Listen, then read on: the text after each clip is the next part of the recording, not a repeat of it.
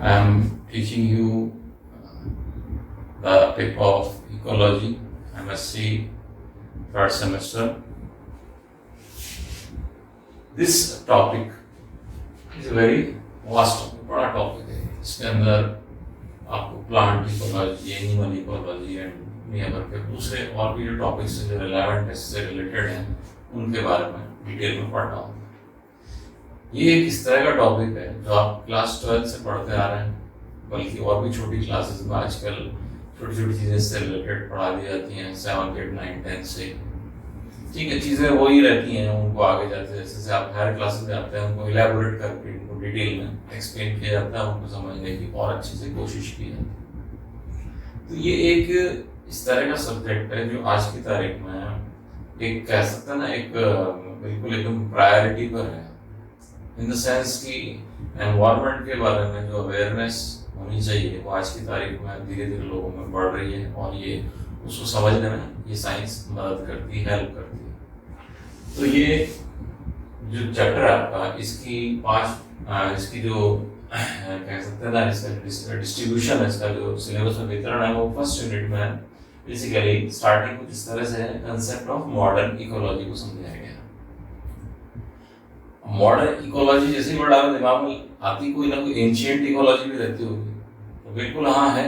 हर science के पीछे कुछ ना कुछ हिस्ट्री छुपी रहती है, अपन उसके बारे में ब्रीफ में देखेंगे. फिलहाल अगर अपन इस साइंस की बात करें तो ये जो कंसेप्ट है आज की तारीख में जिसको आप पढ़ रहे हो मॉडर्न इकोलॉजी को, it was put forwarded by Eugene P Odum. Short में इनको सिर्फ ओडम के नाम से स्टूडेंट्स पहचानते हैं. इनको कहा जाता है father of modern ecology, modern ecology के फादर. इन्होंने इसकी नींव रखी थी. आज की तारीख में आप जो इकोलॉजी पढ़ते हो वो इन्हीं की देन है, मॉडर्न इकोलॉजी. इकोलॉजी की डेफिनेशन बड़ी सिंपल सी डेफिनेशन, इसमें आप बेसिकली पढ़ते हैं इंटरेक्शन. इंटरेक्शन का मतलब है परस्पर संबंध. इसमें विद इन द ऑर्गेनिज्म, जीवों में आपस में संबंध, और with in living and non living, यानी कि सजीव और निर्जीव में परस्पर आपस में किस प्रकार की अंतर क्रियाएं होती हैं, इंटरेक्शंस होते हैं. इस तरह के जो प्रोसेसेस होते हैं जो नेचर में अपने आप चलते हैं, कुदरती होते हैं, वो सारे के सारे इस साइंस में पढ़ाए जाते हैं. तो ये क्या है, बेसिकली स्टडी है, अध्ययन है किसका, रिलेशनशिप, संबंध होगा किसके बीच में, बिटवीन द लिविंग थिंग्स, सजीवों के बीच में, तथा between living things and their environment, सजीव और उनके पर्यावरण जिसमें वो सजीव रहते हैं उनके बीच में इंटरेक्शन, उससे संबंधित विज्ञान. या दूसरे शब्दों में interaction between organisms and there interaction with the environment, जीवों में आपस में इंटरेक्शन और उनके अंदर एनवायरनमेंट में किस तरह से इंटरेक्शन होता है, उसकी साइंस है. ये जो वर्ड है इकोलॉजी, ये वर्ड पोस्ट किया था अर्न्स्ट हेकल. अर्न्स्ट हेकल अपने आप में एक जाने माने इकोलॉजिस्ट. इन्होंने आज की तारीख में आप जो टर्म्स पढ़ते हो इकोलॉजी की, उनमें से जैसे फूड चेन हो गई, खाद्य श्रृंखला, फूड वेब हो गया, खाद्य जाल है ना, इकोलॉजिकल लाइफ हो गया, पारिस्थितिकी निकेत, इस तरह के कई शब्द वो इन्हीं के दिए. He is chief architect of the pyramid of numbers. अपन पढ़ते ecological pyramid, pyramid of mass, pyramid of number, pyramid of energy, और इस तरह से अपन इन सारे पिरामिड्स को स्टडी करके इकोलॉजी को एक साइंस के रूप में हम पढ़ते हैं. ये सारी चीजें बेसिकली एस्टैब्लिश की थी अर्न्स्ट हेकल ने 1868 में. ये जो वर्ड अपन पढ़ रहे हैं इकोलॉजी, ये वर्ड बेसिकली ये दो वर्ड से मिलकर बना है. एक का नाम है ओइकोस, जिसका मतलब है हाउस या हैबिटेट, आवास. दूसरा है लोगोस. लोगोस का मतलब होता है स्टडी, आवासों के अध्ययन को अपन इकोलॉजी कहते हैं. तो अपन इसी साइंस को डिटेल में देखेंगे इस पेपर में. अपन ये देखते हैं कि 3 शब्द हैं जो कि रोजमर्रा में काम में आते हैं और इसी विज्ञान से जुड़े हुए हैं. एक शब्द है उसमें से एनवायरनमेंट, जिसको अपन हिंदी बोलते हैं पर्यावरण.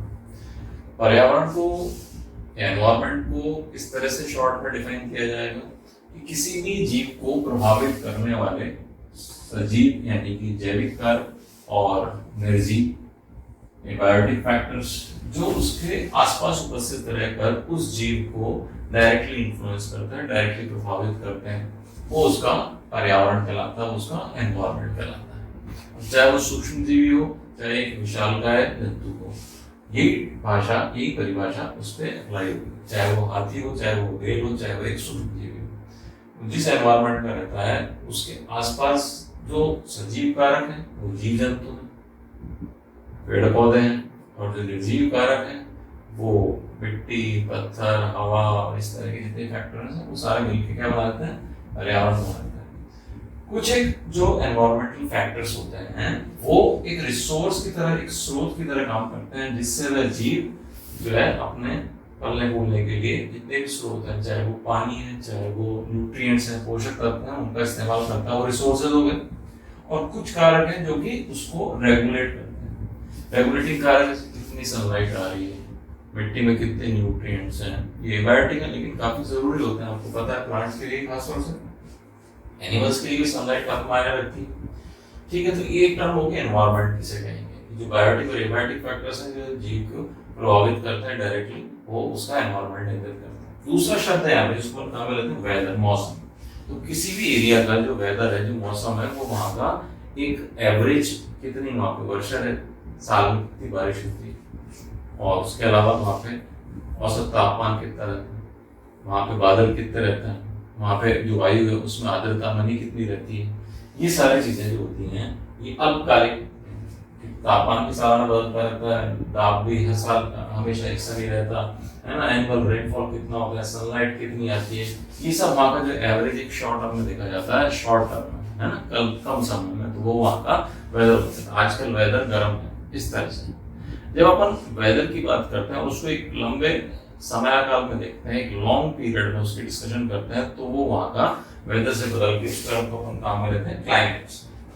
तो किसी भी एरिया का जो एवरेज मौसम है, जो औसत जो मौसम है ना, वो वहाँ का क्लाइमेट बन जाता है कि साहब वहाँ पे साल में 8 महीने सर्दी रहती है तो वो जगह सर्द हो गई, साइबेरिया में बर्फ जमी रहती है तो वो जगह सर्द हो गई, थार का मरुस्थल है वहाँ पे ज्यादातर गर्मी रहती है, वहाँ पे रातें ठंडी होती हैं। ये बातें, ये शब्द हैं, बड़े सरल से शब्द हैं, लेकिन अगर आप इनके वैज्ञानिक कारणों को खोजेंगे तो इसी तरह कारण निकलेंगे।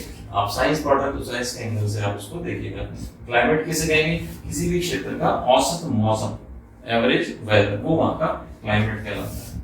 तो वेदर का जो इस्तेमाल होता है, वेदर शब्द का जो इस्तेमाल होता है, जिसका यूज होता है, वो डेली, वीकली या मंथली बेसिस पर होता है। और जो क्लाइमेट या सीजन शब्द है वो तुलनात्मक रूप से लंबे समय के संदर्भ में उसको काम में लिया जाता है। तो ये टर्म्स है, दिमाग में क्लियर होनी चाहिए कि किसी को कहेंगे एनवायरमेंट, किसको कहेंगे वेदर, किसको कहेंगे क्लाइमेट, और ये सब चीजें, ठीक है ना। तो इन्हीं को अपने को आगे पढ़ना है। देखिए, बायोस्फीयर एक टर्म है जिसको अपन इकोलॉजी में फ्रीक्वेंटली यूज करते हैं। बायोस्फीयर का अर्थ होता है कि पृथ्वी पर पर्यावरण का वह भाग जिसमें सारे जीव उपस्थित होते हैं, चाहे वो भूगर्भ में हो, चाहे धरती की सतह पर हो, चाहे वो फिर पेड़ पे रहने वाले हों, चाहे फिर आकाश में उड़ने वाले हों, वो सभी सजीव वो पृथ्वी पर जो उपस्थित हैं, पर्यावरण का वह भाग है जिसमें सारे जीव उपस्थित होते हैं, उसको अपन सामूहिक रूप से क्या कहते हैं, बायोस्फीयर। तो ये एक टर्म है। इस तरह के और भी टर्म्स अपन देखते हैं जो कि फ्रीक्वेंटली यूज में आएगी इकोलॉजी पढ़ते टाइम, लेकिन उससे पहले मैं आपको कुछ एक इंपॉर्टेंट डेट्स, कुछ एक महत्वपूर्ण तारीखें हैं जिनको अपने को जानना जरूरी है इस फील्ड से रिलेटेड, उसके बारे में मैंने एक शॉर्ट नोट लिखा है यहाँ पे। इंपॉर्टेंट डेज, महत्वपूर्ण दिन जो कि अपने एनवायरमेंट कंजर्वेशन यानी कि पर्यावरण के संरक्षण से जुड़े हुए हैं। ये डेज यूएन यानी कि यूनाइटेड नेशंस वो निर्धारित करता है। निर्धारित करने का जो ऑब्जेक्टिव होता है वो क्या होता है कि पर्यावरण के प्रति लोगों में चेतना, उसको विकसित करना, उसको जागृत करना, ताकि लोग पर्यावरण के प्रति सचेत रहें, आमजन के लिए, किसी के लिए। साइंस के स्टूडेंट हैं अपन तो और ज्यादा सचेत रहने की जरूरत है, लेकिन जो लेमैन है, जो कॉमन मैन है, जिसका साइंस से ताल्लुक नहीं भी है, तो उसको भी अवेयर बनाने के लिए इस तरह के डेज जो होते हैं उसमें तरह तरह की एक्टिविटीज की जाती है ताकि अवेयरनेस लोगों में बढ़े, उसे कंजर्वेशन से रिलेटेड। तो ये कुछ एक इंपॉर्टेंट डेट्स हैं। बेसिकली जैसे अपन लिखा वर्ल्ड वाइल्ड लाइफ डे 3 मार्च, ये मैंने एक्चुअली मंथ की सीक्वेंस में लिखा है ना। जैसे March world wildlife day, wildlife awareness के लिए होता है। World water day basically water conservation के लिए होता है, जल के संरक्षण के लिए होता है, 22 मार्च को है।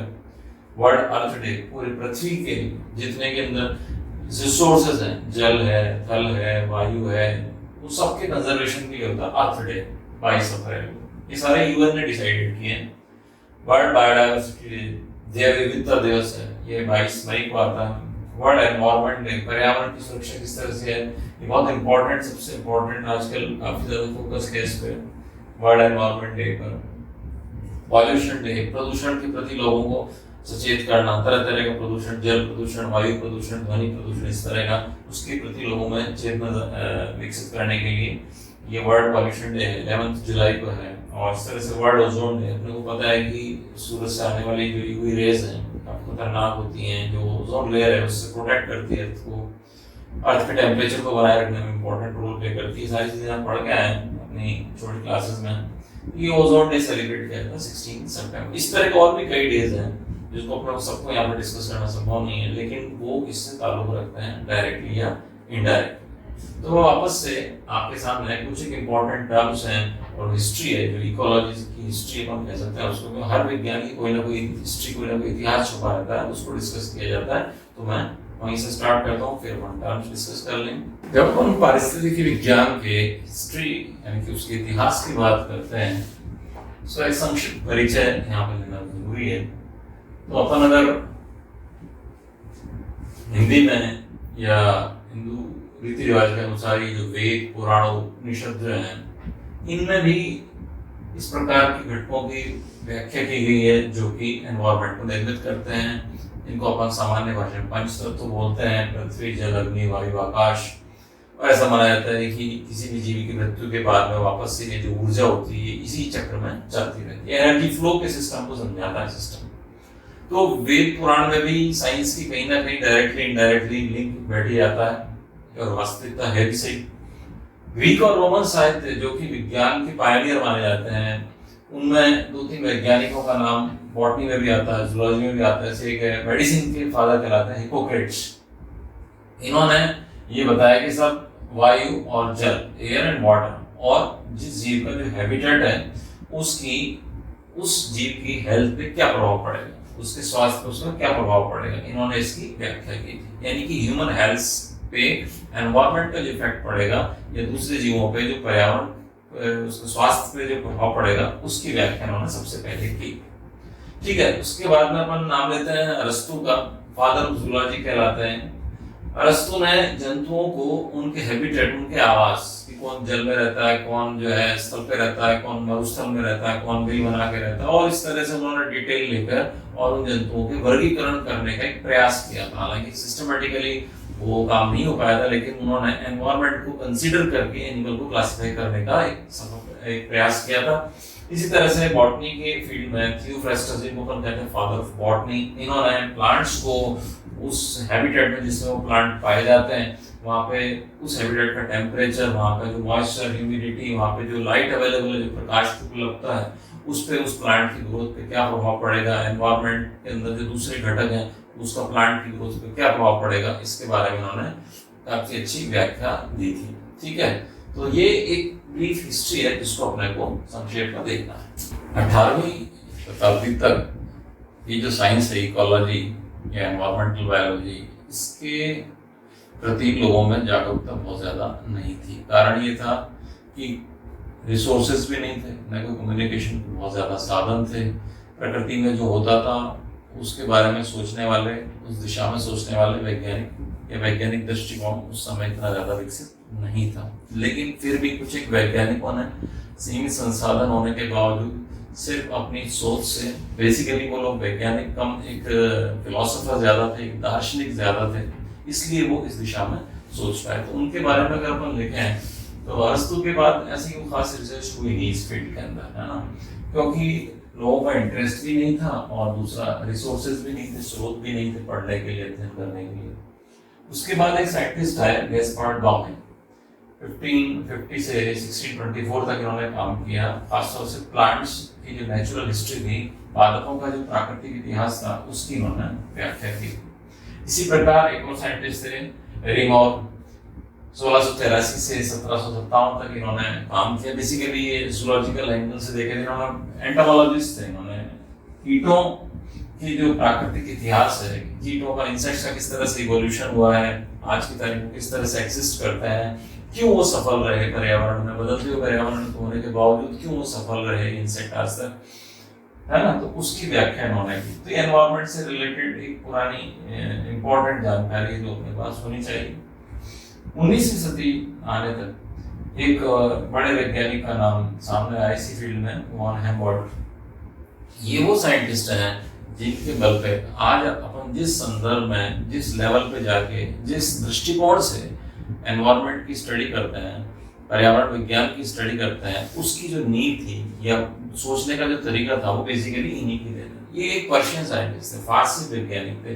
वैज्ञानिक के साथ साथ एक भौगोलिक शास्त्री भी थे, प्राकृतिक वैज्ञानिक थे। इन्होंने एक किताब लिखी थी, उसका नाम था द इन्वेंटर ऑफ नेचर। इस नाम की इन्होंने बुक लिखी। और मैंने आपसे अभी कहा कि इन्होंने वो दृष्टिकोण, वो आइडिया, वो व्यू डेवलप किया एनवायरनमेंट को समझने के लिए, जिस दृष्टिकोण से आज अपन एनवायरनमेंट को देखते हैं। ठीक है। चार्ल्स डार्विन, जो कि आप सब जानते हैं कि फादर ऑफ इवोल्यूशनरी बायोलॉजी, विकास संबंधी जो विज्ञान है उसके पितामह कहे जाते हैं। इन्होंने इकोलॉजी को एक बिल्कुल अलग तरीके से एक्सप्लेन करने का प्रयास किया। इन्होंने एनिमल्स के बीच में जो फूड होता है, जो भोजन होता है, उसके लिए जो संघर्ष होता है उसकी व्याख्या। ऐसा करके इन्होंने एक कंसेप्ट डेवलप किया था जिसको अपन इवोल्यूशन में पढ़ते हैं, सर्वाइवल ऑफ द फिटेस्ट। जो सबसे फिट जंतु होगा उसी के सर्वाइवल के, उसी के जीवित बचे रहने की संभावना सर्वाधिक होंगी। तो फिट रहने के पीछे जो कारण है उसके पीछे एक उन्होंने कहा भोजन की उपलब्धता, रिसोर्सेस। भोजन के अलावा रहने की जगह, जो हैबिटेट होता है जंतु का, वो उसमें किस प्रकार के रिसोर्सेज उपलब्ध हैं, उनका उस जंतु के सर्वाइवल पे, जीवित बचे रहने पर क्या प्रभाव पड़ता है, इसके बारे में उन्होंने व्याख्या की थी। उन्होंने एक किताब लिखी थी जिसको अपन इवोल्यूशन पढ़ाता है, origin of species by means of natural selection. ये पुस्तक का नाम था। आज भी ये पुस्तक काफी चर्चित है अपने फील्ड में। इकोलॉजी की बात कर रहे हैं हम, तो एक साइंटिस्ट, बेसिकली ये एक संत थे, सेंट हिलेयर, फ्रांस के संत थे। इन्होंने ये शब्द दिया इथोलॉजी। इथोलॉजी का मतलब होता है जंतुओं का व्यवहार। अब जंतुओं का व्यवहार कई तरह से प्रभावित होता है। उनमें से एक है कि जंतुओं की खुद की उपलब्धता वहाँ पे कितनी, उनकी संख्या कितनी है, उसके आसपास का जो सराउंडिंग एनवायरनमेंट है वो किस तरह का, एंड बहुत सारे फैक्टर्स आ जाते हैं जो जंतुओं के व्यवहार को प्रभावित करते हैं। तो ये भी एक तरह से इकोलॉजी से, यानी कि एनिमल की सराउंडिंग से रिलेटेड एक कंसेप्ट है साइंस का, जिसको सबसे पहले सेंट हिलेयर ने एक्सप्लेन किया था। कार्ल ऑगस्ट मोबियस, एक जर्मन जूलॉजिस्ट या प्राकृतिक वैज्ञानिक, इन्होंने सबसे पहले एक सी वाटर, समुद्री जल के क्या कह सकते हैं ना, उसको एक एक्वेरियम, जो पानी का एक भरा हुआ कांच का एक जो कह सकते हैं कंटेनर, इसको अपन एक्वेरियम के नाम से जानते हैं, उसके अंदर मोलस्क को कल्चर करवाया। मोलस्क आप सब जानते हैं, अकशेरुकी जंतुओं का एक बड़ा समूह मोलस्क का, फाइलम आर्थ्रोपोडा नंबर 1 पे आता है, मोलस्क का नंबर 2 पे आता है। उन मोलस्क के अंदर आपने पढ़ रखा है जूलॉजी में, सबने, शरीर के बाहर पहियों में कैल्शियम कार्बोनेट का शेल पाया जाता है, कवच पाया जाता है। ऑयस्टर्स कहलाते हैं, कई तरह के एनिमल्स, ऑक्टोपस और ये सब मोलस्क आते हैं। इन्होंने बेसिकली जो मैरीन इकोलॉजी है, जो समुद्री पर्यावरण है, उसकी विज्ञान मैरीन इकोलॉजी कहलाती है, उसकी एक नींव रखी, मोलस्क की स्टडी की इन्होंने। एक टर्म है यहाँ पे जो काम में लेंगे, बायोसिनिक्स, BIOCOENICS, बायोसिनिक्स। ये वो विज्ञान है इकोलॉजी से रिलेटेड है। भिन्न भिन्न जीवों का जो समूह है वो सामूहिक रूप से एक छोटी सी कम्युनिटी का निर्माण कर देता है, और उसको अपन स्टडी करते हैं कि वो आपस में जीव किस तरह से परस्पर क्या संबंध दर्शाते हैं। ये अपने आप में एक इकोलॉजी से रिलेटेड टर्म है, विज्ञान है। तो ये एक इम्पॉर्टेंट पॉइंट था यहाँ पे। माइक्रो कॉस्म, एक और टर्म आती है यहाँ पे, कृत्रिम जो इकोसिस्टम है उसको तैयार किया जाता है, प्राकृतिक से मिलता जुलता कृत्रिम तैयार किया जाता है, क्योंकि नेचुरल इकोसिस्टम तो बहुत बड़े होते हैं।